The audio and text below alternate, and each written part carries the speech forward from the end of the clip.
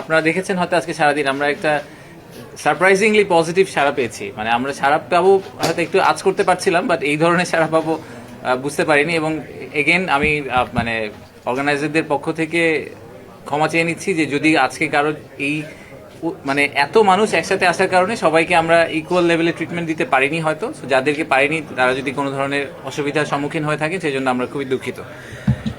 আজকে দুইটা main event ছিল। আপনারা জানেন যে একটা বড় গ্রুপ, প্রায় 60 থেকে 70 জনের একটা গ্রুপ আজকে সকালবেলা বিমানযোগে চট্টগ্রাম গিয়েছে এবং সেখান থেকে তারা কোরিয়ান ইপিজেড এবং মিরেশরাইয়ের যে economic zone, national economic zone, এই দুটো ভিজিট করেছেন।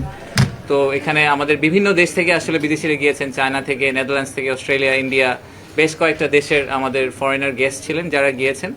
আমাদের কিছু মিডিয়ার বন্ধুরাও গিয়েছিলেন, কিছু মোমেন্টস আপনারা অলরেডি পেয়েছেন, ছবিতে ক্যাপচার করা হয়েছে।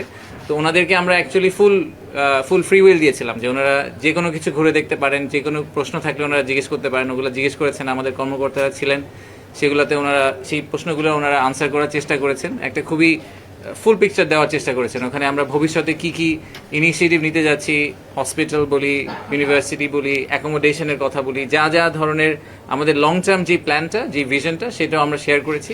আবার একই সাথে যেসব চ্যালেঞ্জ এর মুখোমুখি আমাদের ইনভেস্টরদের হতে হয়, টিপিক্যালি যেগুলো মুখোমুখি হয়, সেগুলো নিয়েও ডিসকাশন হয়েছে। ওনাদের কাছ থেকে আমরা কিছু ফিডব্যাক নিয়েছি বোঝার জন্য যে আমরা আর কিভাবে ওনাদেরকে বেটার সার্ভ করতে পারি বা ওনাদেরকে ওই ইকোনমিক জোনগুলো বা এক্সপোর্ট প্রসেসিং জোনে ল্যান্ড করতে হেল্প করতে পারি। সো এটা আমাদের প্রথম প্রোগ্রামটা এখনও চলছে। ওনারা চিটাগাংয়ে আছেন। আমাদের আজকে রাতের একটা ফ্লাইট যোগে এই ফুল গ্রুপটা, 70 জনের গ্রুপটা আবার ঢাকায় ফিরে আসবেন, যাতে ওনারা আগামীকালকে আগামীকালকে বিভিন্ন প্রোগ্রামে পার্টিসিপেট করতে পারেন। আর একই সাথে আমাদের ইন্টারকন্টিনেন্টালের স্টার্ট আপ কানেক্ট যে ইভেন্টটা হলো, বেশ বড় সড়ো করে আমাদের স্টার্ট আপ কমিউনিটিকে কভার করার জন্য সারাদিনের লম্বা ইভেন্ট। আমার জন্য, আমি প্রথম প্যানেলটাই ছিলাম, সো আমি ফুল ডিটেলটা হয়তো বলতে পারবো না, ওটার জন্য আমি ফাইজ ভাইয়ের সাপোর্ট নিব। বাট আমার কাছে যেটা খুবই ওভারওয়েলমিংলি ভালো লেগেছে সেটা হচ্ছে যে শুধু ঢাকা থেকে স্টার্ট আপরা আসেনি। আপনারা দেখবেন যে সমগ্র দেশ থেকে, আপনি যদি এখানে অনেকের সাথে কথা বলে থাকেন তাহলে দেখবেন যে দেশের বিভিন্ন জায়গা থেকে আসলে স্টার্ট আপরা এসে অংশগ্রহণ করেছে স্বতঃস্ফূর্তভাবে।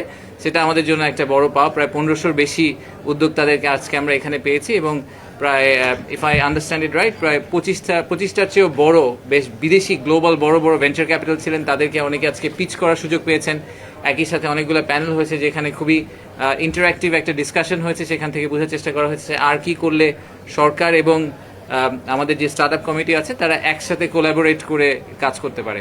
তো আমার পার্সোনাল একটা টেক, সেটা হচ্ছে যে স্টার্ট আপ ইকোসিস্টেমটাকে বিল্ড করার জন্য আসলে আমাদের সরকার থেকে স্টার্ট আপ কমিউনিটির কথাটা শুনতে হবে।